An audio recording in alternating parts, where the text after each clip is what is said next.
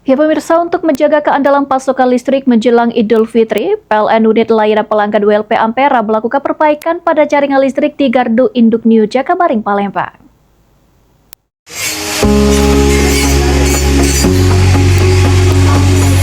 Perbaikan dilakukan pada terminasi saluran kabel tegangan menengah SKTM di kubikel penyulang kutai setelah petugas menemukan buji desis pada peralatan tersebut.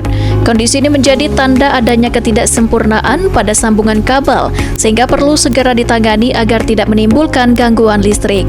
Pekerjaan perbaikan dilakukan oleh tim teknis PLN ULP Ampera dengan pengawasan tim K3L dari PLN UP3 Palembang. Pengawasan ini dilakukan untuk memastikan seluruh proses pekerjaan berjalan aman dan sesuai dengan prosedur keselamatan kerja.